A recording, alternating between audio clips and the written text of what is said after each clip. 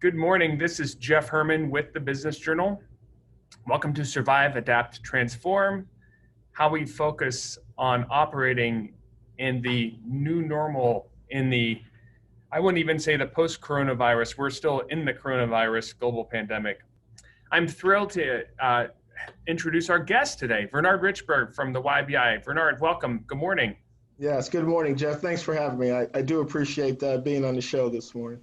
Now, I'm thrilled you're joining us today. I know we've known each other, seen each other at a lot of YBI functions, and this is a really great opportunity to focus on your role at the YBI and especially focusing on supporting and advising minority businesses. So we're really looking forward to learning how you've been surviving, adapting, and transforming through these past amazing few months, which unprecedented times, right? Yeah, absolutely. We spent a lot of time in that area, certainly helping businesses sort of figure out recovery plans, and the uncertainty of what's going on, as you can imagine, doesn't help much. Right. And before we get started, I do also want to thank our sponsor of the program. First National Bank is the great sponsor of the program. So we want to thank First National Bank for sponsoring Survive, Adapt, Transform and helping us share this important information with the business community and with the audience. And so to get us started, Bernard, would you please give us an introduction, a brief background, and how you arrived at the YBI and what your area of focus is? YBI is a host organization. We partner with the state of Ohio minority business to provide services here in the greater Youngstown area. We actually have a 7-county footprint, a regional footprint that we manage, again, in partnership with the state of Ohio. So I'm a certified business advisor. Our minority business team has 5 advisors on the team, 2 of which are currently certified business advisors, and the other 3 are on track. So very soon, the full complement of our resources will be staffed by very competent business advisors. But primarily, Jeff, we work with disadvantaged businesses, of course, minority, women-owned, veteran-owned. I always like to include veterans in the scope of business that we do here. We elevate all entrepreneurs here at YBI. That's our mantra, and we certainly endeavor to do that.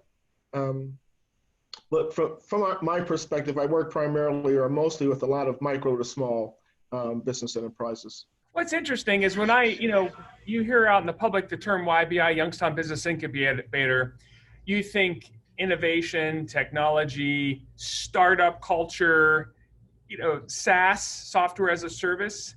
But really, it sounds like you're advising all businesses, right? So we're not just talking about the next slick SaaS application. You're really truly advising all businesses. That's a service you provide?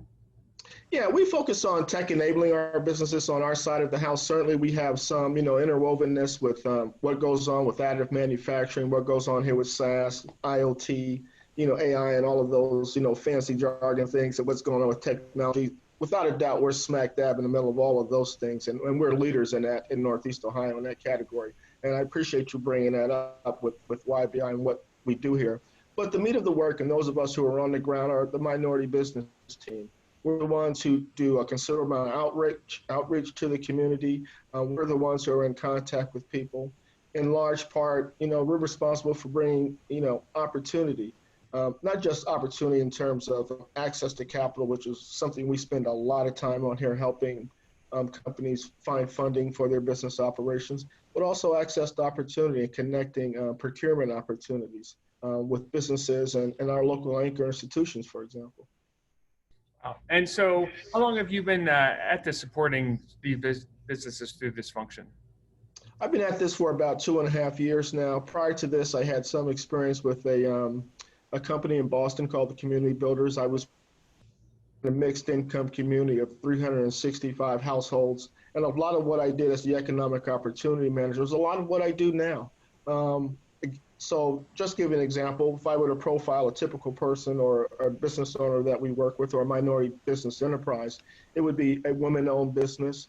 It would be somewhere in the age range of somewhere in that early to late 30s to early 50s. So we've got a broad range, and that takes up about 65% of our client base. We do work with established small businesses that have payroll. We've seen some increases in creating and retaining jobs through our efforts We crossed $1 million here recently in access to capital numbers. So we've done a lot of great things in the community. There are some unsung songs to be sung yet still, but we're excited about the work that we're doing and the support that YBI gives us holistically. So we are, as you talked about earlier, in the business of new ideas. We see those all the time, but we help develop ideas. And that's where we think we can bring to bear the resources that we have best. So would you say your specialization or emphasis is on from ideation to commercialization, or do you feel like there's already some degree of commercial opportunity happening and it's really about scale, accelerating and scaling? Yeah, I think that's exactly. We're not an accelerator, we're more of an incubator operation here, but what we do is we walk along with businesses, and sometimes these journeys are multiple years in development, from startup, the ideation phase, developing that business model canvas, ensuring that their value proposition is matches the market and what the problem is in the marketplace and what their solution is, making sure that matches up. Helping them to understand their customer from a marketing perspective. Customer segmentation and customer segments is critically important. And developing a multiplicity of income or revenue streams within that business model is also important, as we're finding out Right. amidst this COVID opportunity. Right. And you said the word, I want to dig into two things. One is the business model canvas. It's a tool I've used. It's a book, right? It's got 7 frames in it. 9 frames. Or 9 frames, right. Yeah, in fact, I probably found out about the business model canvas from Jim Kostler years ago, right? 10 some odd years ago, but that's an effective tool. But you said the coronavirus opportunity. So do you feel like opportunity has been created because of the situation we've been in here over the last couple of months? Yeah, I would say absolutely opportunity is being created to those who are thinking about not where we are, but where we're turning.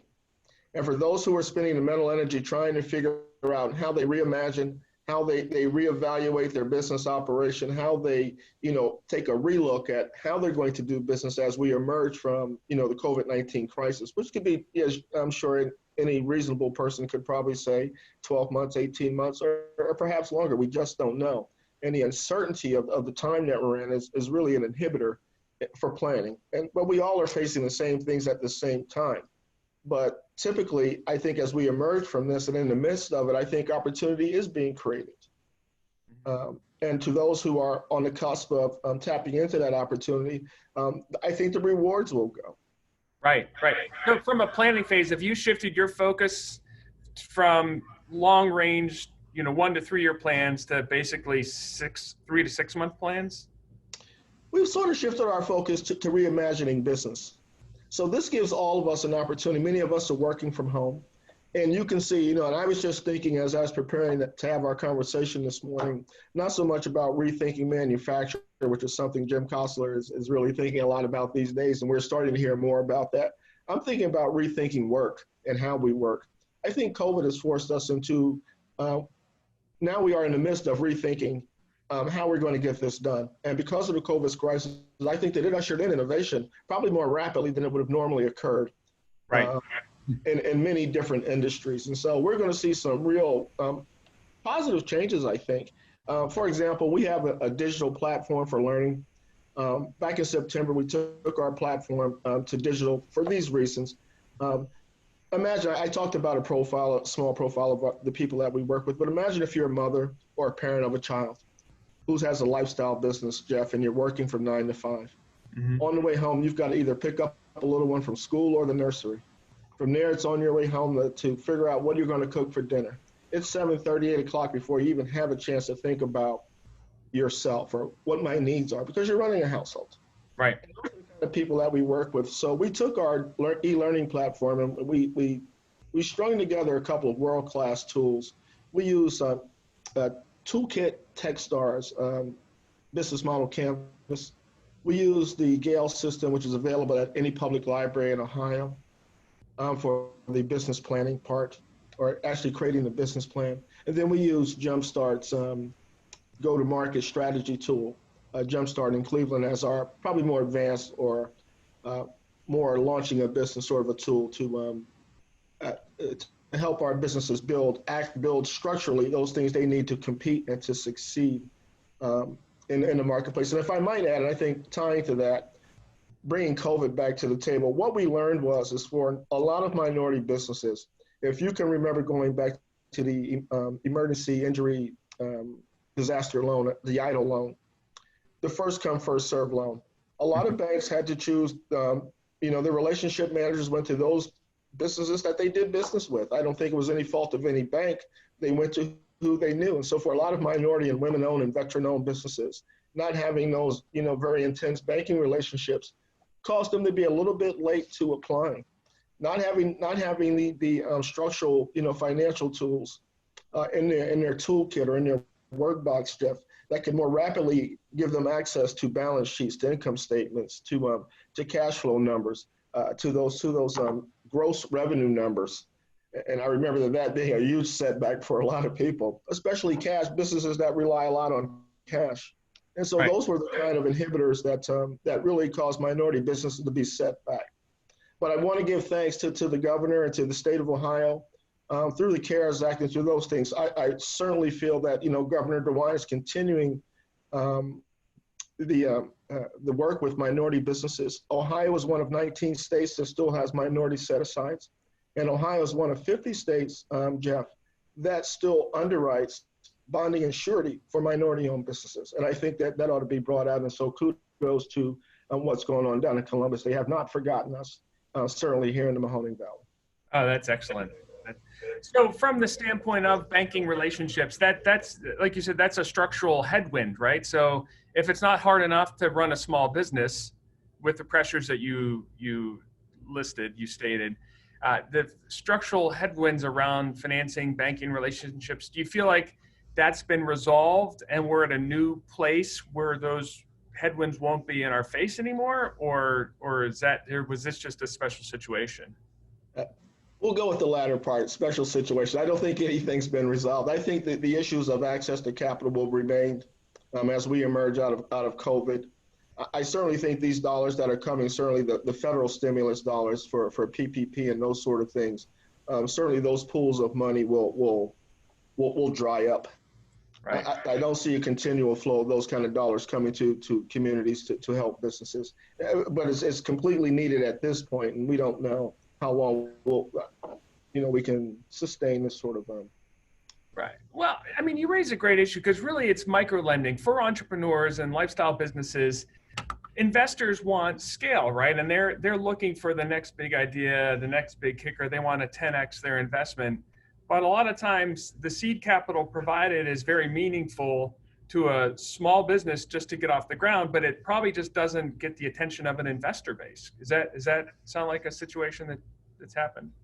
Yeah, that's absolutely correct. So for most businesses, I did with their traditional lending situations. And so obviously they're credit profile based. And for a lot of businesses that I have, they're startups. So the business does not have a history of revenues and those sort of things. And so those packages from any perspective are probably not the most favorable or the most risky packages if you're into risk management. And I think that's what my friends in the banking community are really into when they're underwriting loans. I mean, so that's just a given. And so those are some of the less complex issues of lending and financing businesses. You're absolutely correct to point out from a micro enterprise funding aspect, the dollars that are needed are more so for dollars to get up and running, to purchase equipment, to purchase buildings, those kind of things. But we also know that there's a disparity in lending to the types of communities that we serve. And until we correct those kind of things over the long term, and that's why the state of Ohio really has to be a partner with minority businesses to help disadvantaged businesses, both socially and economically, by the way. We run the gamut here at YBI of helping everyone. And when I say everyone, I mean everyone. We don't turn anyone away. So Vern and the minority business team, we all work with just all sorts of entrepreneurs. So our doorway swings wide open for anyone. But having said that, from a professional focus and why we partner with the state is because there is a huge need of helping minority, women-owned, and vet-owned businesses, get over that hurdle, the innate hurdles of starting businesses in some communities, and the lack of investment, and the lack of flow of dollars to the communities are a real hindrance. And that's why, one of my focuses is a cooperative anchor institution strategy. When we look at institutions in our community and we partner with them, there's something called the Cleveland model, where they're doing it well with University Hospital and Cleveland Clinic, where they work with businesses in the community to establish those things that the community needs, particularly around where those anchor institutions are housed. So when I look at dollar flows in the community, Jeff, I look at where those dollars are flowing in terms of contracts and procurement, and too few of those dollars are flowing to capable minority businesses. And is it because of the, I'm thinking about the logistics or the barriers to actually getting in line to be presented with the opportunities? I mean, what are those? What can be done to basically break through that? Yeah, I'm glad you asked that question. Some of them are structural, and we want to work on from a learning or an academic standpoint. We focus on the structural things that make the businesses that we work with stronger, helping them build their financial platforms where they can produce the kind of documents that they need at the press of a button. Right. Helping them understand who their customers are. I say all the time, if I drove from downtown up Market Street to Southern Park Mall, I'd probably drive by 30 to 40 different hair and nail salon type businesses. Helping a business understand what's the value proposition that makes someone driving by stop at your business and buy your good or service is crucially important. It's just not enough anymore just to open the doors and think that they'll come. And so many people start businesses on that premise. But for a lot of the profiled customer that we talk about, it's more about adding income to the household. And that's why we see the level of startup business creation that we're experiencing. It's supplemental income is what it is. Instead of working the 2 or 3 jobs, many of the people that we work with, Jeff, are actually opting to start and create their own small business, albeit perhaps maybe not as shiny and as structurally sound and those kind of things. But for some, it actually is working. And they're adding, if you can add, a couple $1,000 a month to your household income, that's a game changer. That is. I'm willing to partner with those people to get that done too. That's what excites me about why I come to work every day. No, that's great. Do you have a case study or a success story you can share of someone you've partnered with recently and their journey? Yeah, absolutely. So we've got a small business owner, Ricole Talton. She is the owner of Rockbrook Business Services. We've been working with Ricole now for perhaps maybe 2 or 3 years. Ricole actually is a Minority Business Assistance Center and a Women's Entrepreneur Program contributor with us. She's giving back to the program that she actually was sort of, and we have not loosed her. We don't let people go. We stay with people and we're with them for that journey as they continue with their success stories. We like to share them. But Ricole is someone who's had year-over-year earnings growth, revenue growth, and of course, client-based growth, business service. She's a bookkeeper, so she does bookkeeping services in the community. She recently purchased a building to house her operation, and she took it to a part of town where businesses weren't moving very deliberately to structurally make that community sound. So I applaud her all day long about the efforts that she had. She's a Youngstown born and bred woman. And so she's one of many examples that we have. That's good. And so to the extent that she's as a small business owner, we all struggle. There's plenty of tools like QuickBooks Online, right? And, you might use it to generate an invoice, but to actually do your cash flows and your balance sheets and your income statements and to actually lean into those tools in a meaningful way. That's every small business struggles with that, right? We just what's our checkbook balance? Right. And we make payroll. We struggle with it personally. Yeah. So then the services you provide. So, and especially as you mentioned, it's important to just get a basic level of operational infrastructure going so then you can scale the operation. Right. Absolutely. And that's a huge part of how we assist businesses in their growth trajectory. So we put them on a continuum from that business model canvas or that ideation stage, clear through the launching of their business. And we walk with them on their journey for as long as they'll let us walk with them. So there's always some sort of opportunity that even established businesses that have, many different employees, we still communicate with them in a lot of ways, helping them stay and maintained or getting certified. As a minority business in the state, we do that a lot. Our fastest growing, probably demographic in minority business is actually white women. Okay. Now, have you seen more presence-driven businesses, like on-presence or on-premise type of businesses, or more e-commerce businesses spinning up using, say, Shopify for a platform? I would say so, and I know you know Jim Coster as well as I do. So Jim and I are from the same school of thought that to be competitive in this new post-COVID business environment, you're going to have to do two things well, and that's e-commerce and being digitized. Your social marketing, digital social marketing is going to be a huge part of your business operation. How are you going to communicate with, rather you were there or not, how will you communicate with your customers? If you don't have a very well thought out, digital marketing strategy or social marketing strategy to attract new customers, I think you're going to hurt for a while. Look at the number of, when we think about over this period of COVID, if we just look at deliveries from Amazon and UPS and all these others, that ought to tell an average onlooker that there's a huge amount of uptick in online sales of goods and services. Right. And so for any local business that thinks that they're going to be able to compete the old way, it's going to be in for a rude awakening, I think.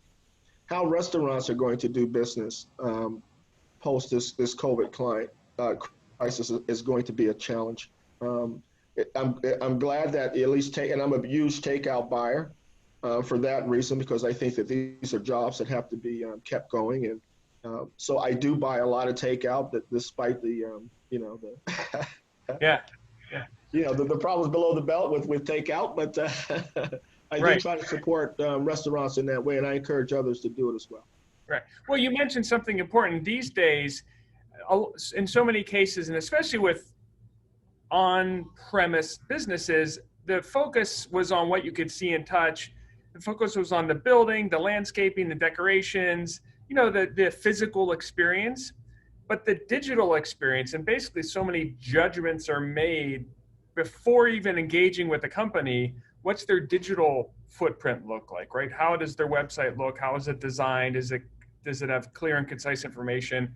How's their social media footprint relative to their digital footprints? And companies really need to invest in that digital landscaping more so perhaps than their physical landscaping these days. Yeah, I'm not much of a brick and mortar guy anymore. I think brick and mortar certainly has its challenges. I think if I were going to put an effort into a business, or certainly if I had a good to sell or something like that, as much as possible, I would prefer to have a customer base that was, my total addressable market would not be within 15 miles of where I live. So I would opt for the broader market, and certainly those kind of tools that you mentioned are critical to building your accessible market. And so those are the kind of things we talk to people that live here in the Valley about, how to build and construct a business, even if you do have a small brick and mortar footprint, which I don't think those will ever go away. They're very, we love our small boutique places in small towns, and we like them in hip places too. They'll never go away. But the challenge is that for most of us, adequately to address our customer markets, we have to just be better at reaching them where they are. And the part about that is it's on that 3x6 piece of plastic that we carry around. And if you're not there, you're nowhere relative to a customer. Right. We don't even think about the connectivity between television ads we see and our search habits online and on our phone, and how they're so interconnected. We just take it for granted that commercials show up on our TV because they're just there. Right. Well, you raise a good point about attribution, right? Is where is the best investment for my next dollar? So that next dollar spent, where should I apply that? And these days it is a portfolio approach. You really need to cover the bases to some extent, but then learn what actually drove lift, and then focus there, right? And just keep. Yeah, absolutely. There's a lot of cool things that are going on here, in the Valley. A larger part of our focus is on, Trumbull and, of course, Mahoning counties, but Columbiana, Monroe, Jefferson, or Ashtabula counties are part of my footprint. We see some exciting things that are going on up along this sort of eastern corridor of Ohio. More importantly, though, I think, and just to take us back a little bit, these are all great things to talk about how businesses will emerge and what they can do. But we spend a lot of time, at YBI and with the minority business team focusing on how to address moving into and out of this environment. And I think everyone is spending a lot of time about this, how businesses are going to recover or realign themselves in lieu of what's going on. I just wanted to mention as well, going back to the state of Ohio, the state of Ohio, very seldom do we get small business grants, but the state of Ohio, sometime last month, did find a few dollars that they committed to minority businesses, certified minority businesses. Unfortunately, in this case, they were limited to. And as of, I think, the 1st of July, there were 1,200 applications for certified businesses who needed help. And again, those dollars could have went anywhere, but they found them, those dollars found their ways to minority businesses, again, all over this state, but certainly will be helped by it here as well. And so if someone's interested in learning more about the services you provide, how can they best get a hold of you? Is there a criteria? Is there a screening process, or how does that work if someone wants to get moving and building a business and building that income stream? What steps do they take to get engaged? Well, so we have what we call entrepreneur expectations. Well, the first point of contact for anyone is our website, YBI, YoungstownBusinessIncubator.org.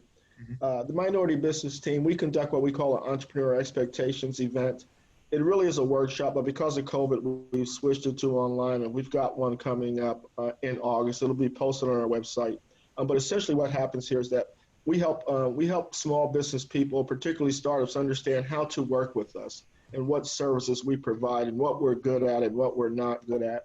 We talk about some of our partners. We talk about the PTAC team at YSU with Pat V's. We've really had some very interesting collaborations with them. Great team she's got going on with the SBDC. You've got the SCORE people at YSU. Great team there. But for us, the website is the first point of contact, and I always like to talk about our women's entrepreneurial program that we have here.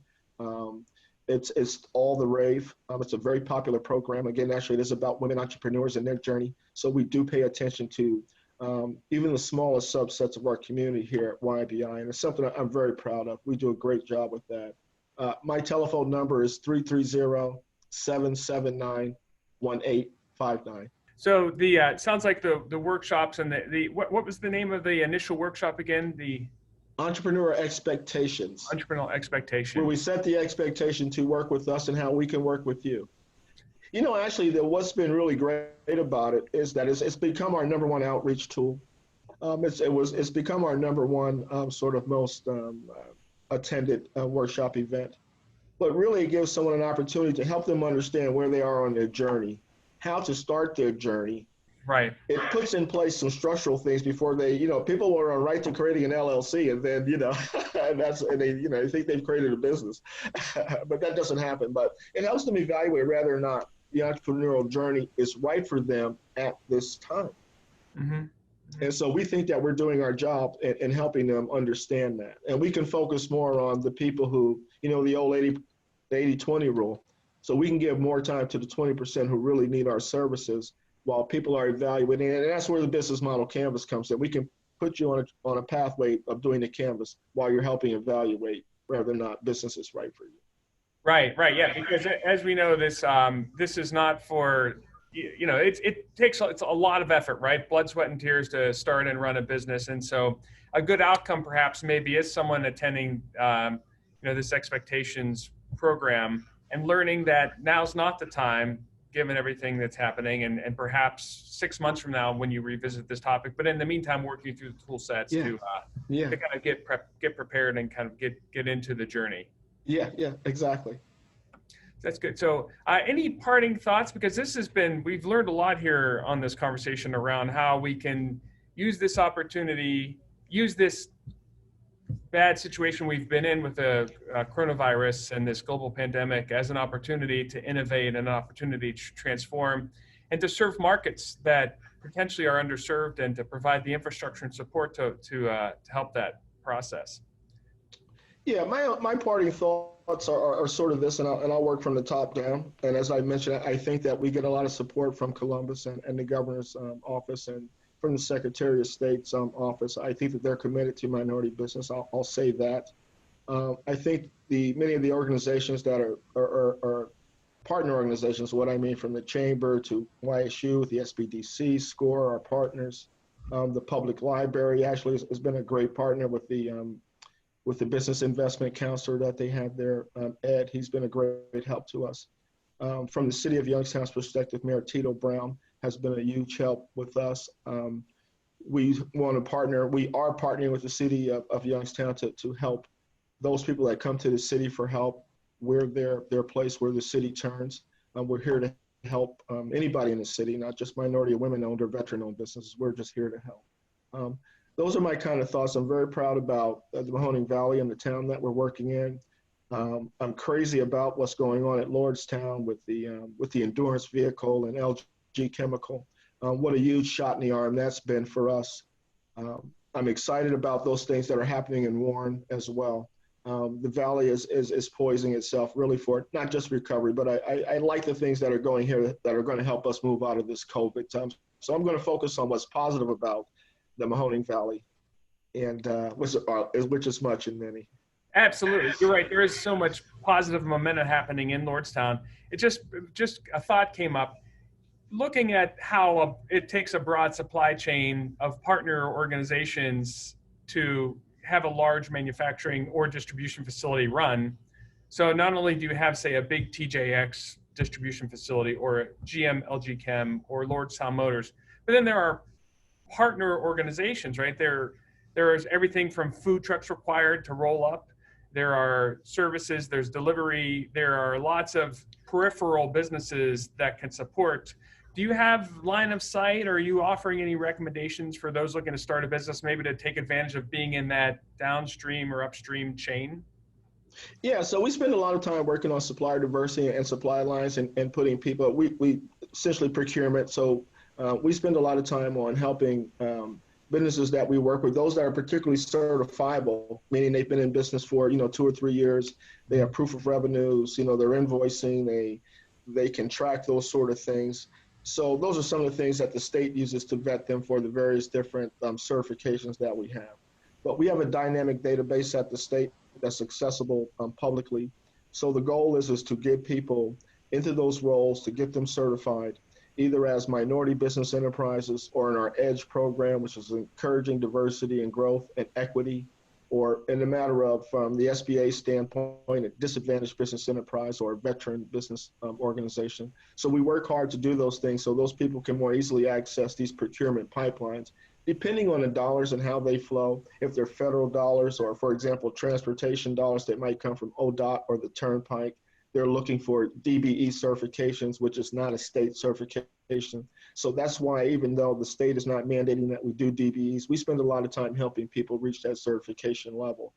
Even though not a part of our mandate, it just makes sense to keep them on that trajectory. So they're in line with getting some of those dollars, and we have more equitable distribution of contract dollars, quite frankly, Jeff, to all types of businesses. Great, excellent. Well, Bernard, I greatly appreciate your time today. We've covered a lot of ground in a short amount of time.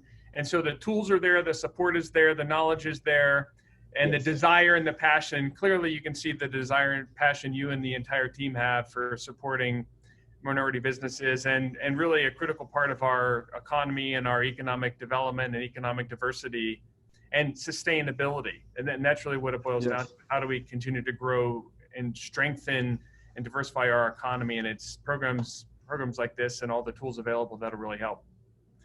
So I thank you very much for your time today. Pleasure. And I also want to thank First National Bank for sponsoring Survive, Adapt, Transform. And Bernard, that you already provided your contact, but we will list everything in the follow-up story, the recording of this story, and we'll provide all the details so people can get a hold of you if they need to. Okay, great. I enjoy that. Thanks for the opportunity, Jeff, and thanks to First National as well.